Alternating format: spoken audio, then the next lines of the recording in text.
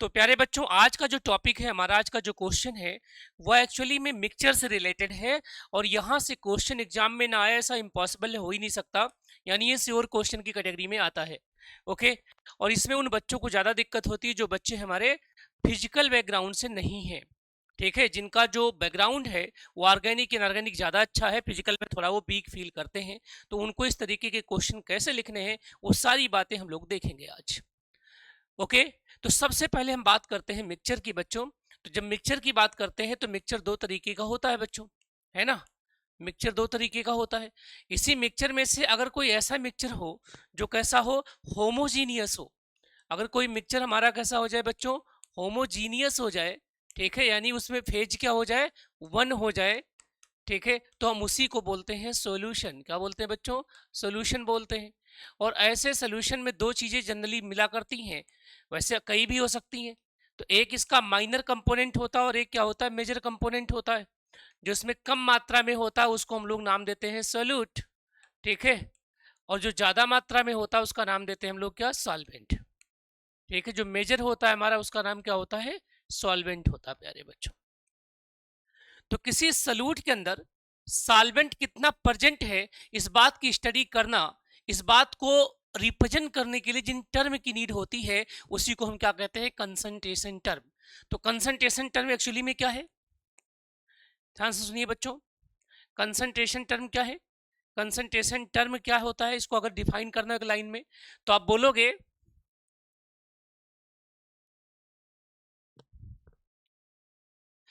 Way of presentation, way of presentation of amount of solute, या quantity बोलो, क्या बोलोगे बेटा, quantity of solute, quantity of solute in fix amount of solvent, fix amount of solvent, ठीक है, at constant temperature, at constant temperature. एक particular temperature में किसी सोल्यूशन के अंदर सॉल्यूट की कितनी क्वांटिटी प्रेजेंट है, इस बात को एक्सप्रेस करने का जो तरीका होता होगा, उन सारे तरीकों को हम लोग कंसंट्रेशन टर्म के नाम से जानते हैं बच्चों। क्या यहाँ तक कोई दिक्कत है किसी को? अगर ये डिफाइन करने के लिए आ गया तो एक लाइन में आपको इतनी बातें लिखनी है प्यारे बच्चों। क्लियर है इतना? क्योंकि हम लोग केमिस्ट हैं, हम लोग केमिस्ट्री को पढ़ते आए हैं, है ना, केमिस्ट्री के बारे में हम लोग जानते हैं बहुत अच्छी तरीके से। तो अब हमें आगे क्या बात करनी है बच्चों, इसी तरीके की आपकी कॉपी मिलेगी। मैंने कहा था जो आपको कॉपी लिखने के लिए मिलेगी ना, यूपीएससी मेंस में या आपके जीआईसी मेंस में, कॉपी में इधर लाइन रहेगा, इधर लाइनिंग रहेगी, बीच में आपको काम अपना करना है, ठीक है। आपका क्वेश्चन होता है कि अगर 250 25 मार्क वाला जो क्वेश्चन होता है बच्चों, वो 5 आएंगे, जिसमें आपको लगभग 250 शब्द लिखने हैं। 250 शब्द केमिस्ट्री में लगभग मान के चलिए 3.5 पेज, 3 पेज आप मान के चलिए, 3 पेज तो आपको मिनिमम लिखना है, ज़्यादा भी लिख सकते हैं, ठीक है। और आप एक बार प्रैक्टिस करेंगे तो आप देखिए कि आप 250 पेज कितने में लिख पा रहे हैं। मेन चीज तो ये है ना। जब आप अपने अपना मॉडल आंसर लिख रहे हैं, बहुत सारे बच्चे मुझे रोज भेजते भी हैं लिख लिख करके, मैं चाहता हूं कि सभी लोग भेजें, है ना। अगर सभी लोग लिखेंगे भेजेंगे तो मैं ज़्यादा आप लोगों का रिव्यू कर पाऊंगा कि आप गलती कहाँ कर पा रहे हैं। और कुछ बच्चे एक्चुअली में परफेक्ट आंसर लिख करके भेज रहे हैं, मुझे बड़ी खुशी है। अगर उन्होंने ऐसा ही करा तो 100% टॉप 5 में जो रैंक आएगी हमारे यहाँ से ही आएगी। प्लीज आप लिखिए, गलत लिखिए, सही लिखिए, गंदा लिखिए, अच्छा लिखिए, कोई फर्क नहीं पड़ता, लिखिए और मुझे भेजिए। एक क्वेश्चन लिख लीजिए, एक 25 नंबर का, एक 15 नंबर का, एक 10 नंबर का, 3 क्वेश्चन लिखिए। एक सुबह लिखिए, एक दोपहर लिखिए, एक शाम लिखिए, राइट। या एक बार बैठ के तीनों लिख लीजिए। 1 घंटा तो दीजिए अपने आप को, और लिखने के बाद मुझे भेज दीजिए। क्लियर है? हिंदी का टेंशन छोड़ दो, हिंदी में पूरा करा ही रहा हूं, आपका कंप्लीट करा रहा हूं हिंदी, कुछ भी नहीं बचेगा हिंदी में, जितना भी सिलेबस में है। जब आप मुझे भेजेंगे मैं उसको पढ़ूंगा कि आप कहाँ पे मिस्टेक कर रहे हैं। अगर सही जा रहा तो बिल्कुल सही है, ओके, मैं आपको डिमोटिवेट नहीं करूंगा, ये मेरा काम नहीं है। लेकिन अगर आप कहीं फॉल्ट कर रहे हैं कि जिसकी वजह से आपका नंबर कट जाएगा, तो मैं आपको टोक दूंगा कि आप इसे इंप्रूव कर लीजिए, है ना। तो जैसे हमारे पास एक कॉमन क्वेश्चन में पढ़ा रहा हूं, कोई जनरलाइज क्वेश्चन नहीं है, क्योंकि मुझे पूरा टॉपिक आज एक्सप्लेन करना आप लोगों के सामने। तो कंसंट्रेशन टर्म क्या है, way of presentation of quantity of solute in a fix amount of solvent at constant temperature. अब इसको हम कैसे लिख सकते हैं प्यारे बच्चों, तो इसमें बहुत सारी चीजें हैं। अब देखो बच्चों, जो सॉल्यूट हमारा है ना, जो सल्यूट हमारा है, इस सल्यूट के क्वांटिटी को कैसे कैसे बता सकते हैं हम लोग। इसकी क्वांटिटी बताने के लिए बहुत सारी चीजें हैं, ठीक है। इसका वॉल्यूम ले सकते हैं हम लोग, इसका वॉल्यूम ले सकते हैं कि वो कितना लीटर है, इसका मास ले सकते हैं कि कितना ग्राम है वो, इसका हम ग्राम इक्विवेलेंट ले सकते हैं। क्या? Gram equivalent. ग्राम इक्विवेलेंट को इतने समझिएगा बच्चों, ग्राम इक्विवेलेंट होता है वेट अपॉन इक्विवेलेंट वेट, और हमसे पूछ सकता है उसके कितने मोल हैं। चार चीजें होती हैं किसी सबस्टांस की क्वांटिटी या अमाउंट को बताने के लिए।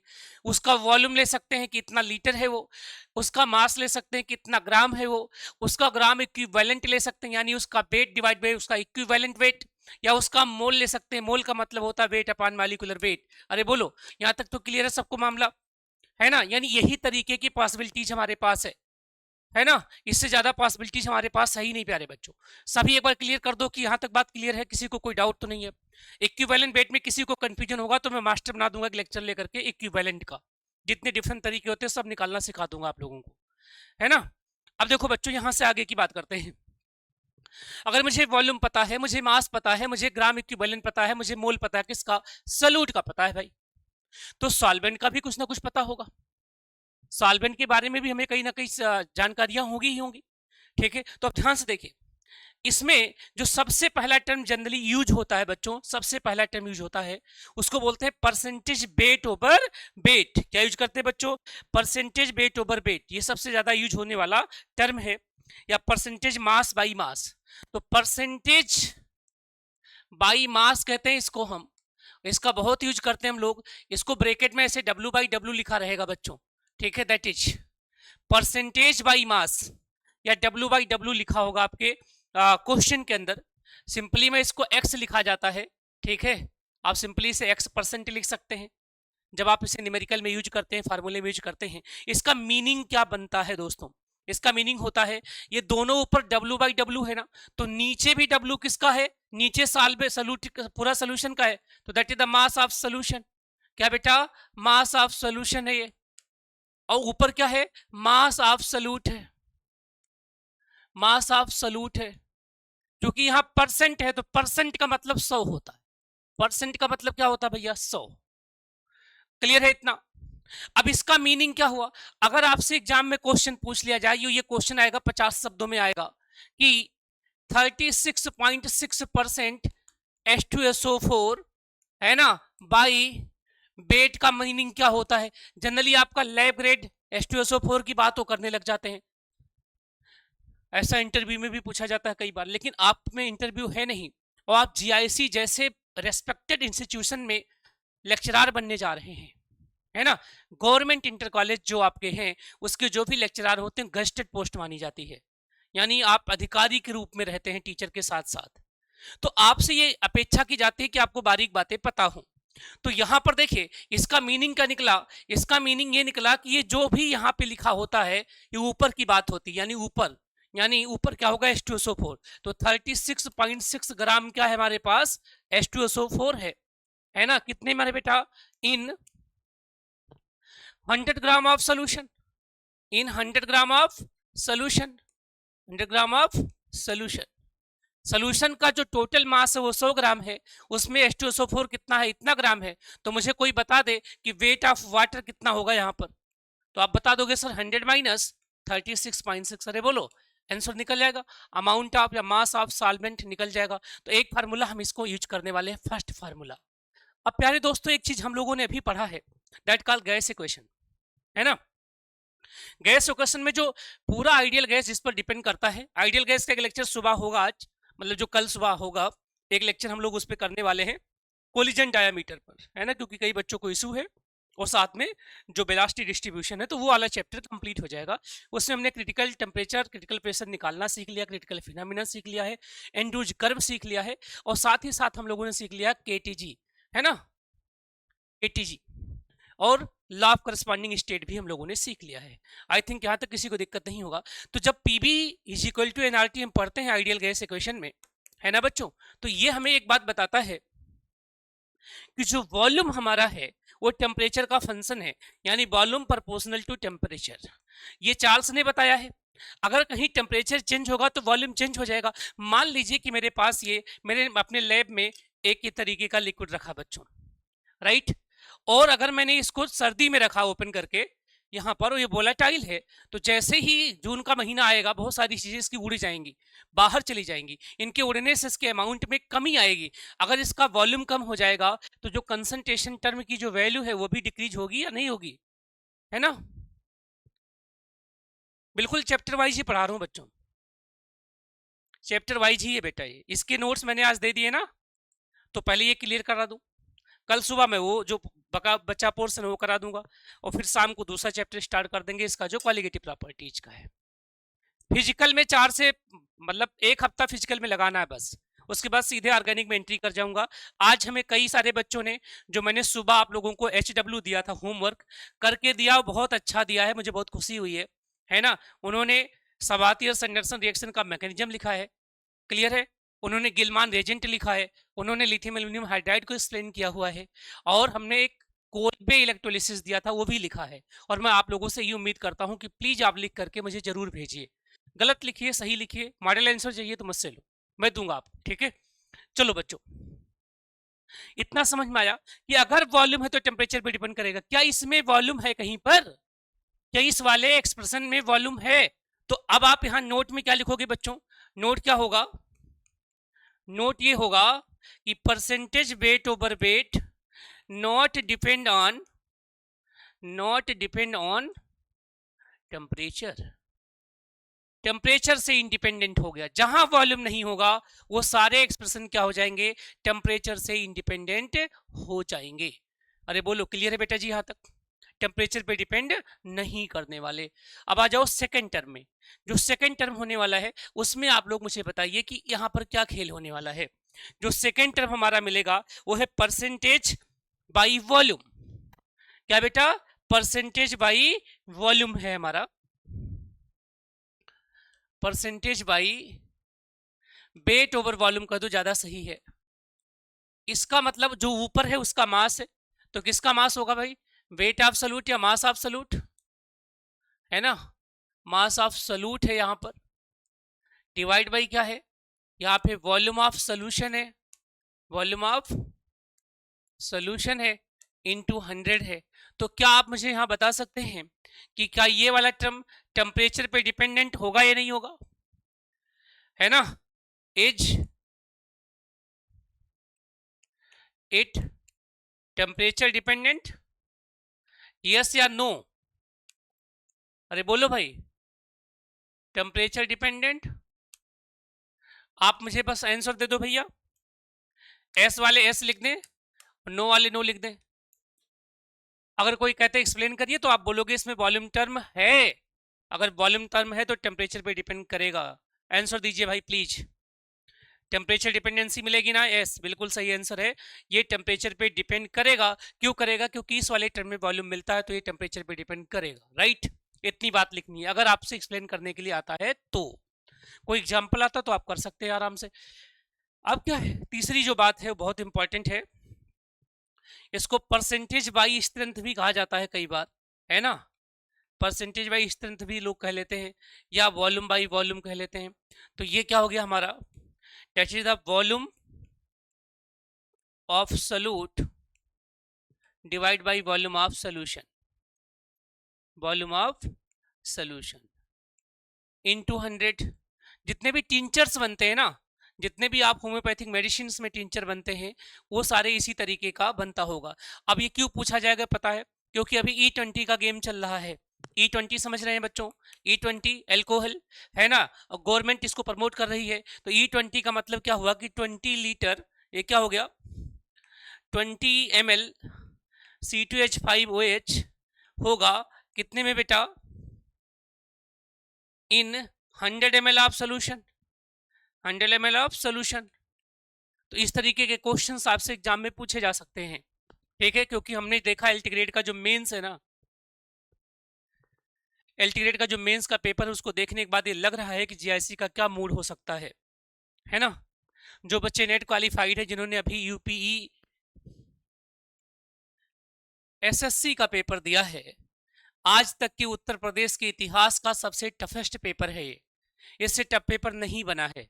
ओके, तो भैया अगर आपके पास एक महीना, वैसे 30 अगस्त को पेपर होगा नहीं क्योंकि मेंस है यूपीएससी का, तो टलना ही कंफर्म टलेगा, है ना। लेकिन अगर एक मान लीजिए कि हो भी गया, तो इस बीच में आपके पास कोई ऑप्शन नहीं है कि आप टाइम पास करिए, ठीक है। आपको कहीं ना कहीं या तो आप किसी कोचिंग से या तो सेल्फ स्टडी रोज करिए, जैसे सारे बच्चे कर रहे हैं, आपको करना है। टारगेट बनाइए। टारगेट क्या है? रोज आपको 5 क्वेश्चन करना है, 5 क्वेश्चन रोज लिखना है और टीचर से चेक कराना है। आपको कितनी अच्छी केमिस्ट्री आती है, आप कितने क्वालिफाइड हैं, आप पीएचडी हैं, आप नेट हैं, आप जेआरएफ हैं, आप एमएससी पढ़ाते हैं, बीएससी पढ़ाते हैं, मैटर नहीं करता है प्लीज। क्योंकि मैं जिस एग्जाम में सिलेक्ट हुआ था उसमें मुझे पढ़ाने वाले टीचर भी बैठे थे क्लासरूम में। गेम क्या है? सब कुछ प्रैक्टिस का है, तो प्रैक्टिस करना है। प्रैक्टिस करोगे तो उससे पूरी हेल्प मेरी होगी, राइट। तो ये हो गया हमारा। इसी के साथ कई बार हम टर्म यूज करते हैं जब सल्यूट क्या हो बच्चों, जब सल्यूट बहुत कम अमाउंट में प्रेजेंट हो, जब सल्यूट क्या हो, बहुत रेयर हो, बहुत रेयर हो, बहुत रेयर अमाउंट में हो। अब यहां से 2 क्वेश्चन सिखाऊंगा, बहुत रेयर अमाउंट में हो। अगर हमारा सल्यूट बहुत रेयर अमाउंट में हो तो उसके लिए जो टर्म हम यूज करते हैं उसका नाम है पीपीएम। क्या नाम है? पीपीएम, पार्ट्स पर मिलियन, है ना, पीपीएम। अब पीपीएम को आपको डिफाइन करना बच्चों, क्योंकि पीपीएम से क्वेश्चन एग्जाम में खूब आते हैं, है ना, पीपीएम से क्वेश्चन खूब आते हैं। अब क्या हो गया बच्चों? ये हो गया part of solute, part of solute divide by part of solution into 10 के पावर 6। इस मिलियन का मतलब 10 के पावर 6 होता है। तो एक होगा पीपीबी, ये बताओ क्या होगा? पार्ट्स पर बिलियन। ये क्या होगा? सब कुछ सेम होगा, इंटू 10 के पावर 9 हो जाएगा, है ना। एक होगा पीपीटी, पार्ट्स पर ट्रिलियन होगा। अरे बोलो बच्चों, पार्ट्स पर ट्रिलियन हो जाएगा हमारा। ट्रिलियन क्या हो जाएगा? 10 की पावर 12। तो ये तब आप यूज करते हैं जैसे कि concentration of fluoride in water, है ना। बीओडी को मेजर करते हैं बच्चों, बायोलॉजिकल ऑक्सीजन डिमांड को मेजर करते हैं, सीओडी को मेजर करते हैं। इन सारी चीजों को हम किस में मेजर करते हैं? पीपीएम पार्ट में मेजर करते हैं, पार्ट्स पर मिलियन। चूंकि ये रेशियो है तो यूनिटलेस है एक तरीके से। अब ध्यान से देखो, पार्ट का मतलब ये वेट हो सकता है, ये भी वेट हो सकता है, ये वेट हो सकता है, ये वॉल्यूम हो सकता है, ये वॉल्यूम हो सकता है, ये भी वॉल्यूम हो सकता है। पार्ट का मतलब यही होता है, मतलब एक फार्मूले को कई तरीके से हम लोग लिख सकते हैं। अब दूसरा क्वेश्चन आप लोगों से ये है कि जब सल्यूट बहुत रेयर अमाउंट में प्रेजेंट होता है तो कंसंट्रेशन का टर्म तो ये होता है, लेकिन आपको एक छोटा क्वेश्चन बताना है कि ऐसे सिचुएशन को डिटेक्ट कैसे करेंगे, डिटेक्शन कैसे करेंगे आप, डिटेक्शन के लिए कौन सी टेक्निक यूज करना होगा। मैंने कल ग्रुप में डाला था मॉडल आंसर में, जब आपका मिक्सचर के अंदर सल्यूट का अमाउंट बहुत कम होता है तो डिटेक्शन की कौन सी टेक्निक आप यूज करते हैं बच्चों, बताओ जरा एक बार आप लोग please. Which technique use, please comment कर दीजिए, बताओ बेटा कौन सी टेक्निक यूज करते हैं ऐसे केस में हम लोग।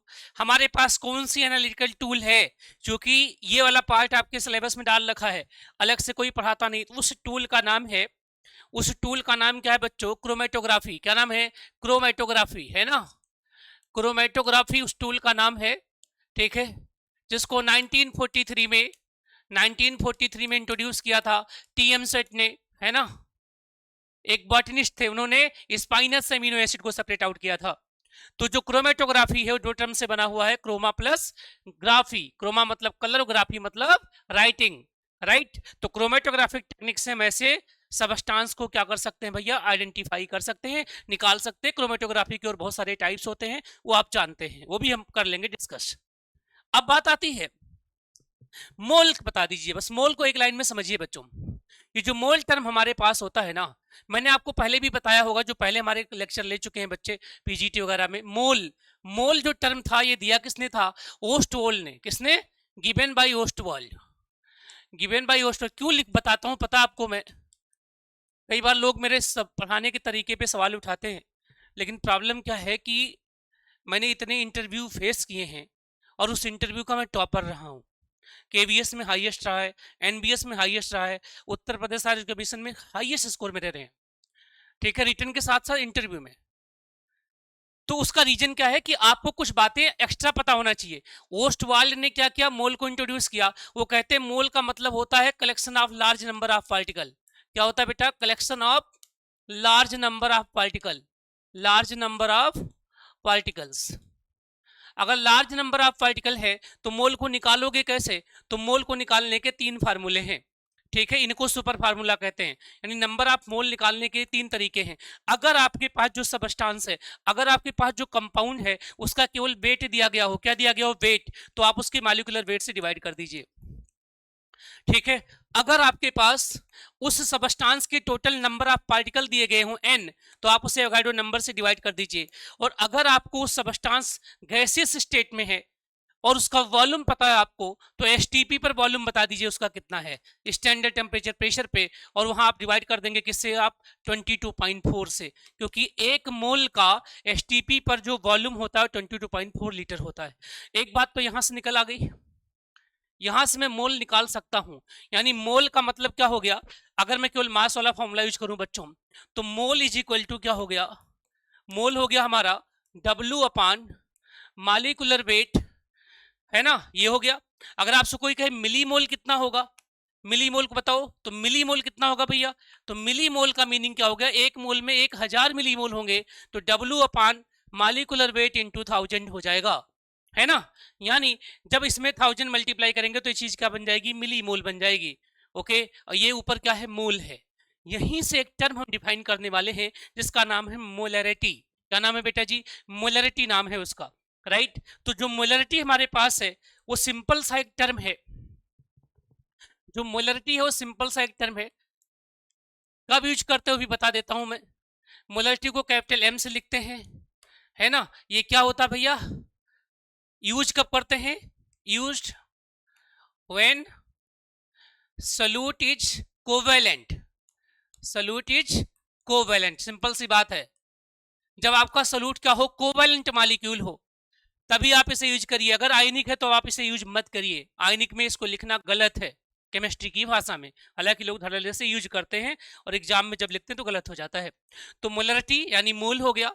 ये क्या होता है बेटा, ये होता है number of mole of solute, number of mole of solute divide by volume of solution, volume of solution into, बस अभी इनटू कुछ मत करिए। अगर आपने इस सोल्यूशन को लीटर में कर लिया तो, अगर आपने इसको ml में कर लिया है तब आपको यहाँ पे 1000 से डिवाइड करना पड़ेगा। तो आप सिंपली इसे अभी लीटर में कर दीजिए, किसमें, लीटर में। तो बताओ भैया मोलरिटी क्या हो गया हमारा, सिंपली कैपिटल M से लिखते हैं बच्चों, ये हो गया मोल। मोल क्या होता है, वेट अपान मॉलिक्यूलर वेट, और ये क्या हो गया, वॉल्यूम किस में है, ये लीटर में हो गया, है ना। वॉल्यूम किस में हो गया, लीटर में। अगर मैं इस वॉल्यूम को ml में कर दूं तो ये फार्मूला बन जाएगा weight divide by molecular weight into volume किस में हो गया भैया, ml में हो गया, और यहाँ पे 1000 से मल्टीप्लाई हो जाएगा। ये सभी को आता है, कोई ऐसा बच्चा नहीं जिसको ये ना आता हो, क्योंकि हम सभी लोग एक रेस्पेक्टेड जॉब जो है जीआईसी है उसका प्री क्वालिफाई करके आए हैं, जो यूपीपीसीएस के लेवल का एग्जाम है, यानी उसी ने कंडक्ट कराया। तो नो डाउट सबकी केमिस्ट्री इतनी अच्छी है कि सबको ये बात पता है। अब इसकी आगे की बात आपको मुझे बतानी है, ध्यान से देखिए। एक बात तो ये, क्या ये टेम्परेचर पे डिपेंड करेगी, यस और नो, अब बताओ भाई, ये टेम्परेचर पे डिपेंड करेगी नहीं करेगी, टेम्परेचर डिपेंडेंट होगी या नहीं होगी, डिपेंडेंट होगी या नहीं होगी। तो आपको पहला आंसर यस, दूसरा आंसर नो, क्या होगा, वाई या एन, कमेंट कर दो जल्दी, वाई या एन, डिपेंडेंट होगा बेटा, वेरी गुड, टेम्परेचर डिपेंडेंट होगा, बिल्कुल सही है, डिपेंडेंट होगा। क्यों डिपेंडेंट होगा, क्योंकि वॉल्यूम टर्म है, अगर वॉल्यूम टर्म है तो डिपेंडेंट हो जाएगा, है ना। और जो किसी पे डिपेंडेंट होता है वो बहुत अच्छा नहीं माना जाता, है ना। ये दुनिया में सबसे इंपॉर्टेंट होता है इंडिपेंडेंट होना।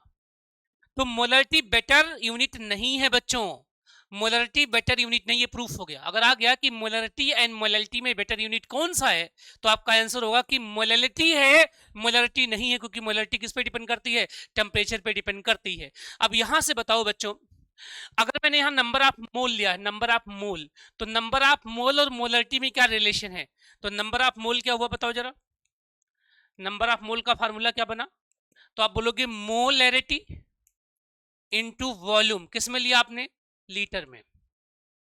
नंबर ऑफ मिली मोल का फार्मूला क्या हो जाएगा, नंबर ऑफ मिली मोल का जो फार्मूला होगा बच्चों वो हो जाएगा मोलैरिटी इनटू वॉल्यूम इन ml। अगर वॉल्यूम को ml में करके मैं ले लूं तो ये मिली मोल हो जाएगा। मोलैरिटी को वॉल्यूम से मल्टीप्लाई करिए, अगर वॉल्यूम आपका ml में हो तो मिली मोल हो जाएगा, अगर वॉल्यूम आपका लीटर में है तो क्या हो जाएगा, मोल हो जाएगा।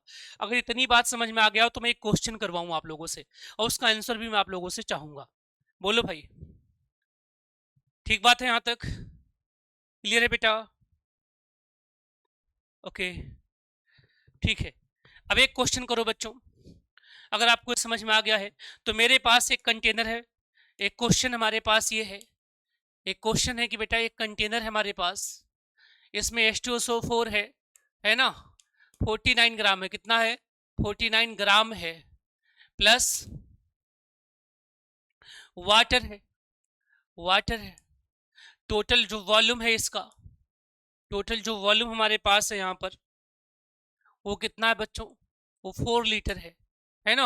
आपको कैलकुलेट करना है, कैलकुलेट करना है पहले तो मोलैरिटी, मोलैरिटी बता दो आप क्या होगा, दूसरा मोल क्या होगा, तीसरा मिली मोल क्या होगा।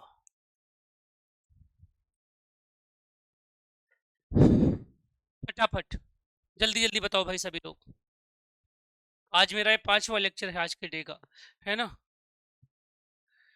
यहाँ तक दिक्कत तो है नहीं बेटा किसी को, वेरी गुड। एक बार बताओ आंसर, मोलैरिटी कितनी आएगी अभी तक जो आपने पढ़ा है। कुछ चीजें आपको याद कर लेनी है, याद किसको करनी वो भी बता देता हूं। लो,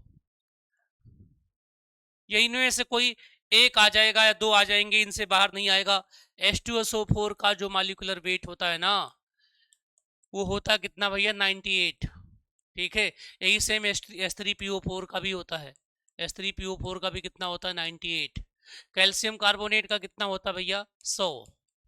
Na2CO3 का कितना होता है, 106, है ना।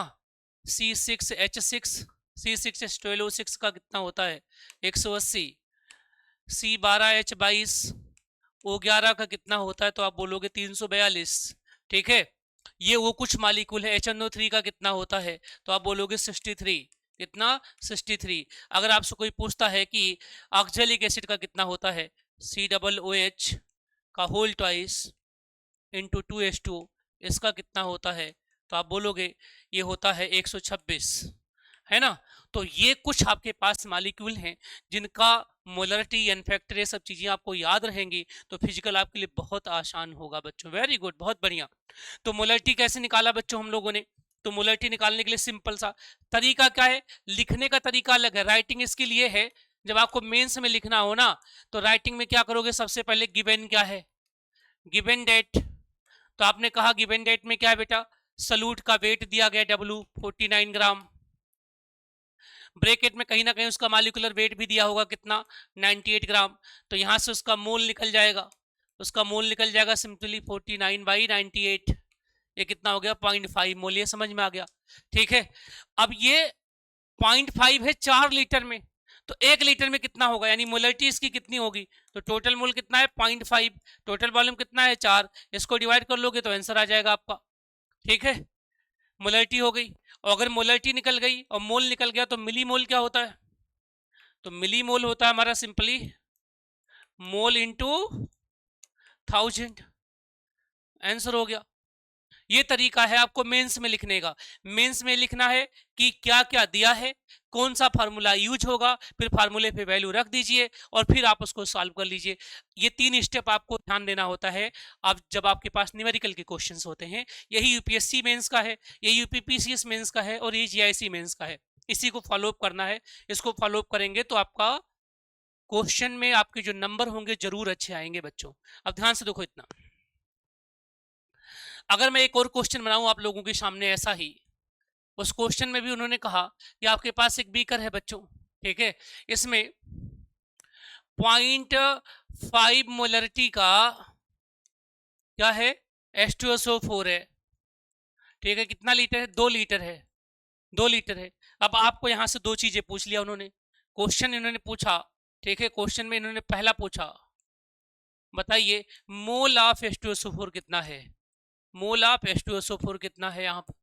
और जब मोल पता लग गया तो दूसरा आप बताओ मास ऑफ H2SO4 कितना है, फटाफट बताओ भाई मास ऑफ H2SO4 कितना होगा।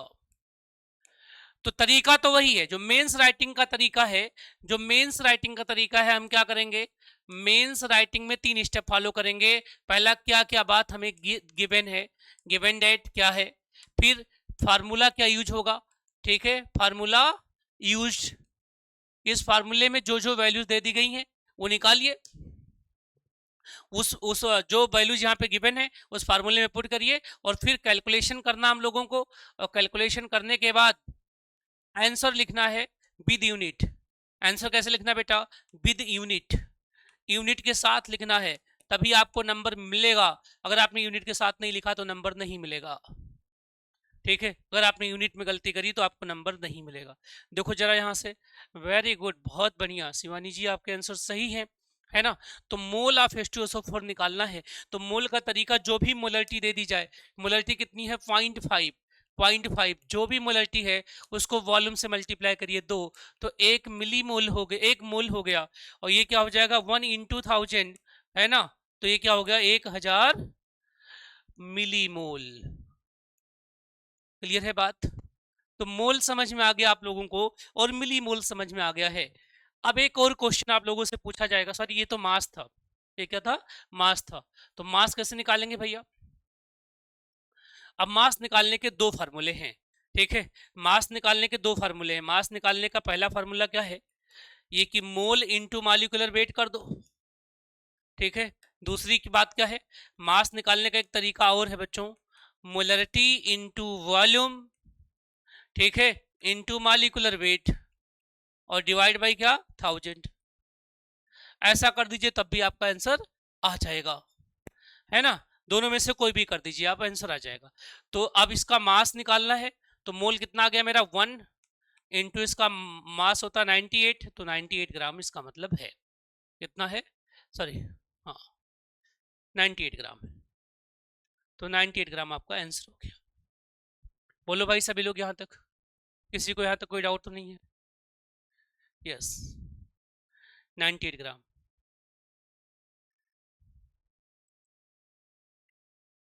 ओके बेटा, प्रज्ञा जी समझ में आ रहा है बेटा आपको, कोई डाउट तो नहीं है, विनीत, अंजलि जी, सब कमेंट करिएगा, अगर किसी को कोई डाउट हो तो बताइएगा, मैं दोबारा से बता दूंगा, ठीक है। फास्ट इस नाते पढ़ाना पड़ रहा है कि हम ट्राई कर रहे हैं कि एक दिन में आपका सेशन हो जाए बेटा, है ना, क्लियर है। गैस स्टेट में 2 डेरिवेशंस और बचे हैं, सुबह मैं करा दूंगा, फिर कल मैं इसको क्वालिटेटिव प्रॉपर्टीज के सारे थर्मोडायनेमिक डेटा, थर्मोडायनेमिक एक्सप्लेनेशन कल आपको मिल जाएगा सेकंड वाली मॉड्यूल में। ये खत्म होते ही लिक्विड मैंने दे दिया भैया, तो लिक्विड आप लोग खुद से पढ़िए एक बार, विस्कोसिटी पढ़ना है, सरफेस टेंशन पढ़ना, पैराकोर पढ़ना है, ठीक है, उसके बाद में उसके क्वेश्चन भी करा दूंगा, ठीक है बेटा जी। इसके बाद देखिए जब हमने ये सब सीख लिया है ना, तो एक टर्म आता है मोलैलिटी, दूसरा टर्म क्या आता है मोलैलिटी, मोलैलिटी, मोलैलिटी का मतलब होता है स्मॉल एम, ये क्या होता है भैया, mole of solute, mole of solute, है ना, इन पर केजी ऑफ सॉल्वेंट, पर केजी ऑफ सॉल्वेंट होता है, पर केजी ऑफ सॉल्वेंट। यानी अगर मैं फार्मूला कहूं तो ये स्मॉल एम ऐसे लिखेंगे, ये क्या हो गया बेटा, weight of solute divide by molecular weight of solute into solvent के मॉलिक्यूलर वेट को थोड़ा बड़ा लिखता हूं मैं, ठीक है, और अगर आप इसे केजी में रखते हैं तो ऐसा ही रहेगा सिंपली, है ना, और अगर आपने इसको ग्राम में चेंज किया तो हो जाएगा वेट इंटू 1000 डिवाइड बाई क्या हो जाएगा बेटा, मॉलिक्यूलर वेट किसका, सॉल्यूट का, इंटू मॉलिक्यूलर वेट किसका, सॉल्वेंट का, सॉरी ये सॉल्वेंट का है, तो इसे बड़ा रहने दीजिए बस, यहाँ तो कोई डाउट तो नहीं है। तो आपसे क्वेश्चन है कि क्या is molality depend on temperature, depend on temperature, yes और नो? डिपेंड करेगा नहीं करेगा भाई? वाई आर एन करो फटाफट, डिपेंड करेगा नहीं करेगा?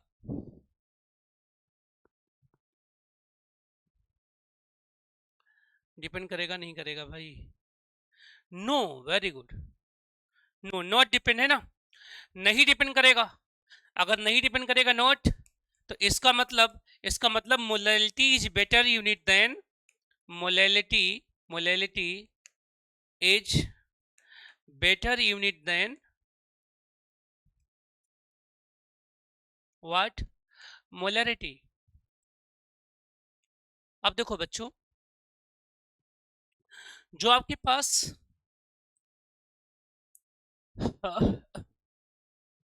मोलैरिटी आता है ना, मोलैरिटी, उसका रिलेशन क्या होता है बच्चों? 10 into density into percentage weight over weight divide by molecular weight of solute होता है बच्चों। ठीक है, ये होता है एक फार्मूला। सबसे ज्यादा न्यूमेरिकल इसी पर आया है।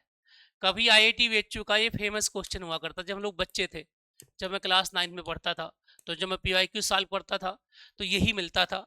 आईआईटी वेचू में हर साल आता था, फिर एडवांस में आया 10 into density into percentage weight over weight upon molecular weight of solute. ये बहुत इंपॉर्टेंट है, इस क्वेश्चन की हेल्प से निकालिए।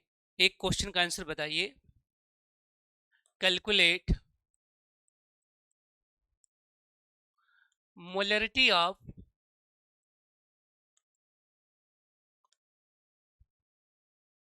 300 ग्राम प्योर वाटर, 300 ग्राम प्योर वाटर। ठीक है, ये आपको 50 वर्ड में लिखना था और 10 मार्क्स का है। ऐसे ही क्वेश्चन आएंगे। जरा करो भाई आंसर, आप बताओ, सॉल्व मैं करूंगा। क्या आंसर होगा बेटा जी? क्या आंसर होगा बेटा? ये जरूर होना चाहिए सबसे। ये तो आपके जीआईसी में भी आ सकता है, मतलब प्री में भी आया होगा, और अभी जो आप और आगे का प्री दोगे उसमें भी आएगा। अब ये क्वेश्चन आ गया किसमें? 50 शब्दों में लिखना है बच्चों। फटाफट बताओ आंसर क्या होगा बच्चों? क्या आंसर होगा? तो अब देखो, अब मैं क्या कहूंगा कि सर इसका मॉडल सोल्यूशन बता दो मुझे कैसे लिखना है कॉपी के अंदर। थोड़ा मैं इसको पतला कर लेता हूं। तो कॉपी के अंदर मैं देखूंगा क्या क्या चीजें गिवन है। गिवन डेटा, गिवन डेट, क्या गिवन है भैया? गिवन है कि प्योर वाटर है। अगर प्योर वाटर है तो इसका मतलब कि इसकी डेंसिटी कितनी होगी? 1 होगी। क्या होगी डेंसिटी उसकी? 1 होगी। और केवल प्योर वाटर है, केवल क्या बेटा? प्योर वाटर, और कुछ है नहीं इसमें। सिंपल सी बात है बच्चों, केवल प्योर वाटर है ना, और कुछ तो नहीं है इसके अंदर। ध्यान से देखो बच्चों, तो कह रहा है कि 300 ग्राम क्या भैया? प्योर वाटर है, और आपको बताना है कि क्या आंसर बनेगा इसका। डेंसिटी कितनी हो गई हमारी? 1 हो गई। अगर ये प्योर वाटर है और इसमें कुछ भी नहीं है, कोई दूसरी चीज मिली नहीं है, तो क्या बनेगा? डेंसिटी हमारी कितनी हो गई बेटा? 1 हो गई। तो ऐसे केस में परसेंटेज वेट ओवर वेट क्या हो जाएगा भाई? पानी जो है वही 300 ग्राम पानी है, और किसमें है? वही प्योर, और कुछ है नहीं, तो ये भी 300 ग्राम हो जाएगा। सोल्यूशन भी इनटू 100, तो कितना हो गया भैया? 100 हो गया। अब बताओ मॉलिक्यूलर वेट क्या होता है वाटर का? 18 होता है। इसलिए मोलैरिटी कितनी हो गई? तो मोलैरिटी हो गई कितनी हमारी? 10 इंटू 1 इंटू 100 डिवाइड बाई कितना? 18। यानी सॉल्व करेंगे तो कितना हो गया? 1000 डिवाइड बाई 18, है ना? ये सॉल्व करोगे तो 55.5 आएगा। कितना? 50.5। तो चाहे नोट डाल के लिख लो, ये तो सोल्यूशन हो गया 50.5। अब आपको यूनिट भी लिखना, नहीं तो गलत हो जाएगा आंसर। यूनिट क्या होगा? मोल पर लीटर, मोल, ठीक है, पर लीटर, मोल पर लीटर। अगर 1 लीटर प्योर वाटर होगा तो उसमें उसके कितने मोल होंगे? 55.55 मोल होंगे। ये आपका आंसर हो गया। अगर आप ऐसे लिखेंगे तो आपको 10 में से 10 नंबर मिलेगा। ठीक है, अब देखो बच्चों, एक नोट लिख लो, नोट लिख लो। यानी कि ये 300 ग्राम से तो मैटर ही नहीं करा। 1 ग्राम हो, 2 ग्राम हो, 10 ग्राम हो, 20 ग्राम हो, 50 ग्राम हो, उससे मतलब ही नहीं, हमेशा 55.5 आंसर आएगा। तो नोट में क्या लिखेंगे कि molarity and molality, molarity and molality of pure water is always क्या होगा? 100/18 यानी कि 55.5 मोल पर लीटर होगा, मोल पर लीटर होगा। ठीक है भाई, या मोल पर केजी भी कर सकते हैं। यहाँ तो कोई डाउट तो नहीं है। तो आज के सेशन को बच्चों में पेंड करते हैं, बाकी हम कल पढ़ेंगे। आज थोड़े लेक्चर ज़्यादा हो गए हैं, थकान भी हो गई है ना। आप लोगों ने जो चीज़ें करी हुई हैं, है ना, जो लिखी हुई हैं, उसे आप मुझे भेज